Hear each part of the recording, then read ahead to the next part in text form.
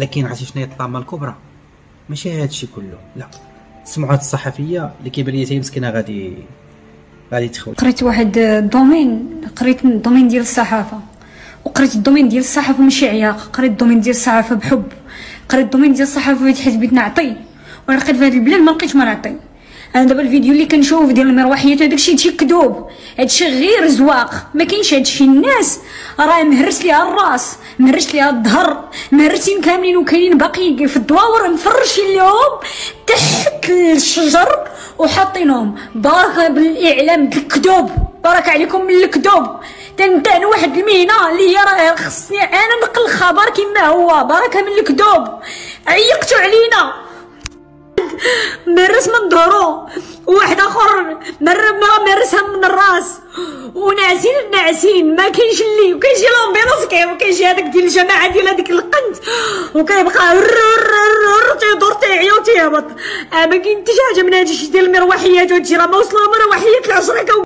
هذوك الناس كاملين اللي ماتوا تما، هذاك المسؤول اللي طلع قال لهم لا ما يدفنوش، او مفرشينهم مكلكمينهم في المانط وتيتسناو مساكن تعطاو الريحه. عاد جاي قال لهم عرفتي اش بغيتو ديروا بلا احصائيات بلا والو، فين ما تلقيتو شي جثه حفروا رميو كلاب مشاش. والله الا عبادشي وحق الله، والله الا هادشي اللي بغا يخليني لخوي وحق الله. ما يمكنش هادشي هذا، وتتبقاو تحطوا هذوك الفيديوهات في الانستغرام وتديروا عليهم الموسيقى.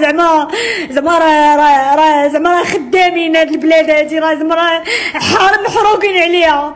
حسبي الله ونعم الوكيل، حسبي الله ونعم الوكيل. انا راه خالي راه 14 ساعه هو تيقول وعدقوني ما لقاش اللي يعدقوه. هاد الصحفيه ما قنعتكش؟ واخا كاين واحد الطبيبه حتى هي مشات تما، كلشي تمثيل. الناس راها مشات. شوف معايا هذا الفيديو موجه إلى صاحب الجلالة الملك محمد السادس وإلى كل الشعب المغربي، من طبيبة اشتغلت في المناطق اللي صابها الزلزال، طبيبة كتعرف مزيان هاد الناس اللي ماتوا الله يرحمهم. هاد الناس من أطيب خلق الله ومن أفقر الناس في العالم. هاد الناس ملي التحقت بالخدمة ديالي تصدمت، كان كيحسب لي راسي غير أنا ماشي في المغرب، أنا في القرون الوسطى.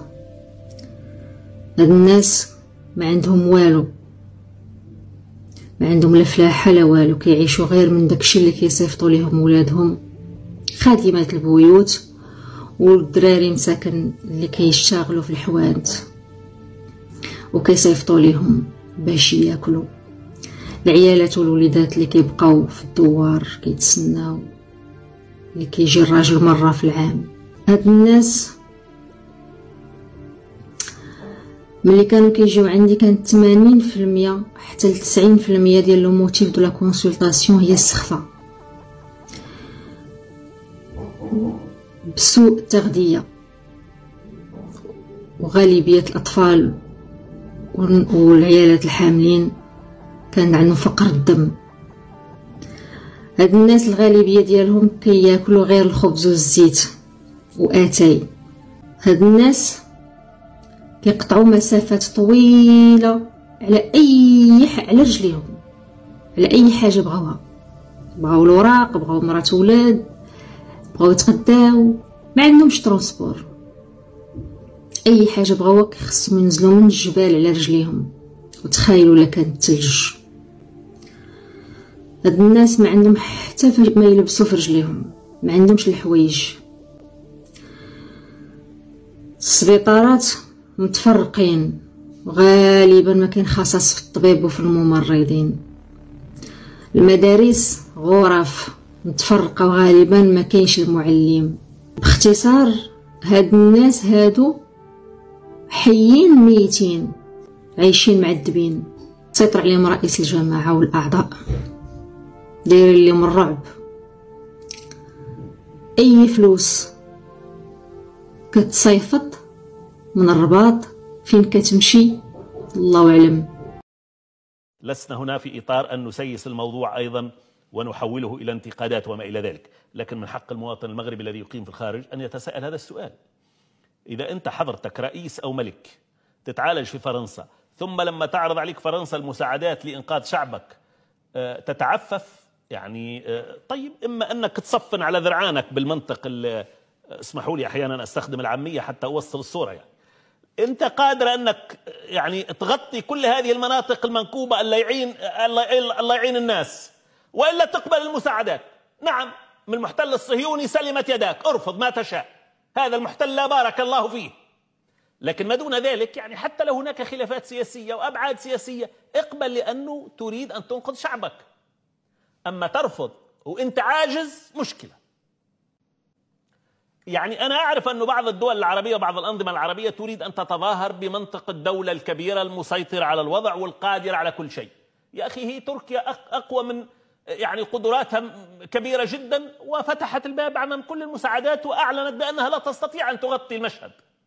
في الكوارث مهما كانت الدولة، في الكوارث كل دولة حتى الدول العظمى تستحق المساعدة، وحصل هذا في دول غربية عديدة.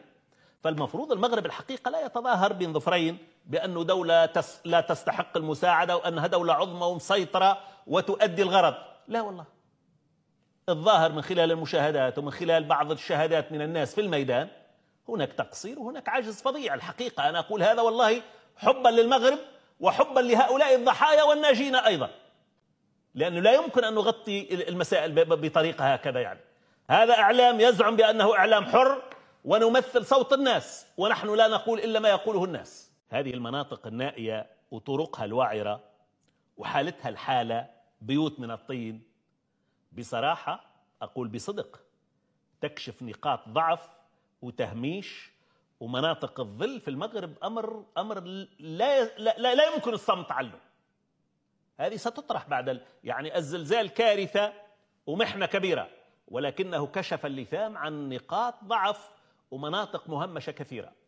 شو أنت تقول لي منطقة في الجبل ونائية وما عندها، يعني كيف يدرس الأطفال الصغار هناك؟ وين الطرق؟ وين التغطية؟ وين شبكة أوكي، يعني المدن المغربية ضخمة، ونعم يتباهى بها المغرب ويحق له ذلك، لكن الدولة التي تتباهى بكل شيء يفترض أن تصل لكل هؤلاء مواطنيها حتى في القرى النائية.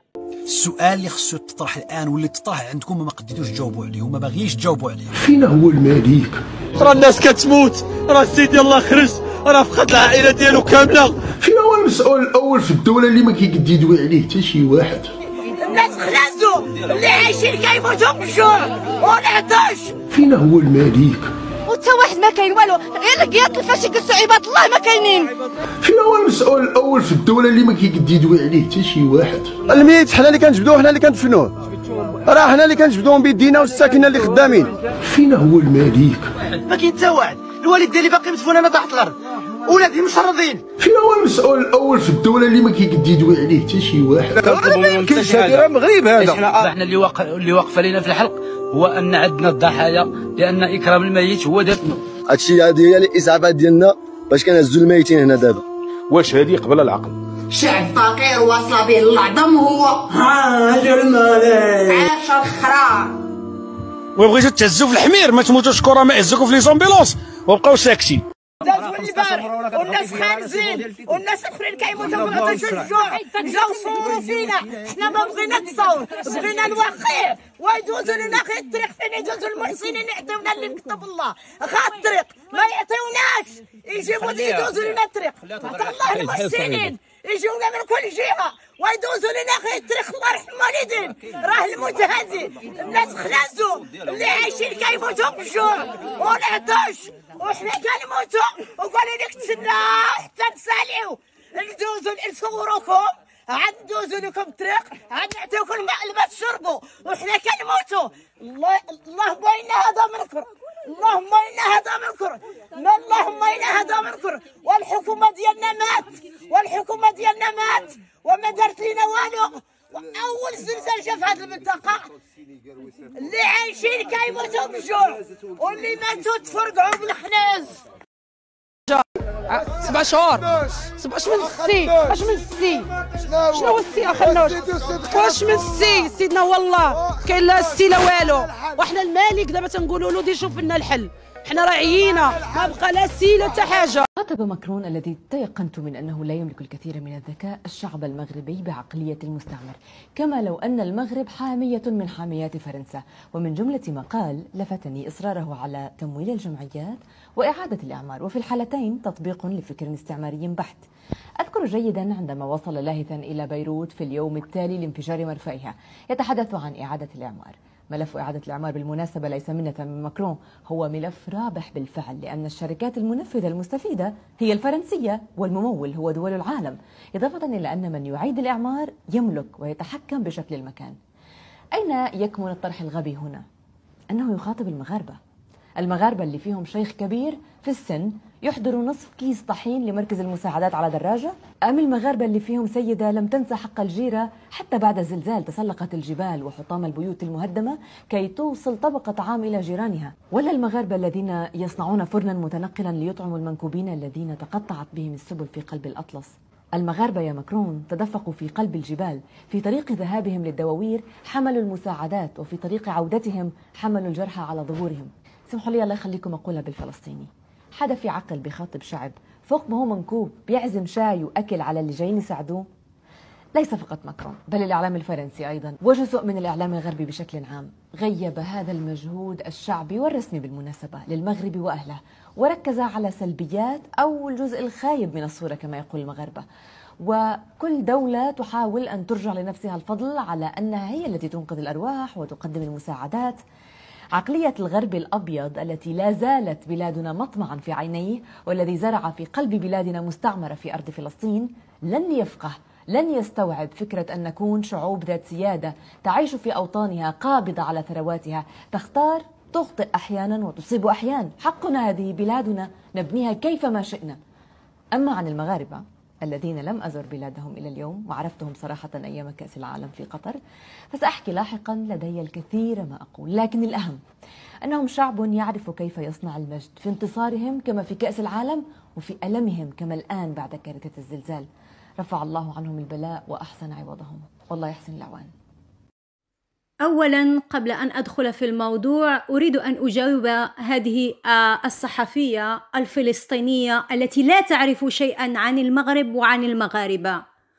أريد أن أقول لك أيتها الصحفية الفلسطينية، ركزي على فلسطين، ركزي على فلسطين، وما يعني تحشري نفسك في أشياء أنت بعيدة كل البعد، لا تعرفين الواقع المغربي، لا تعرفين من يحكم المغرب، لا تعرفين عقلية المغاربة، لا تعرفين شيء عن الشعب المغربي.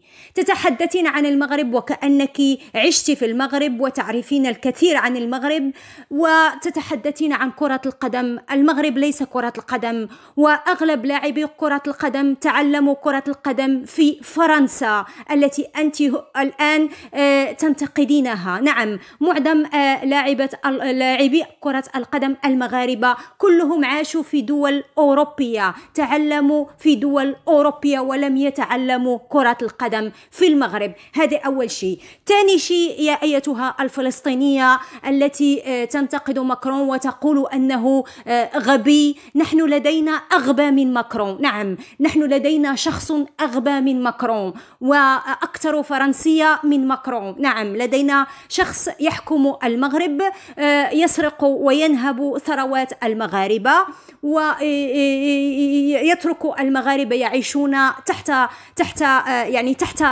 الأرض.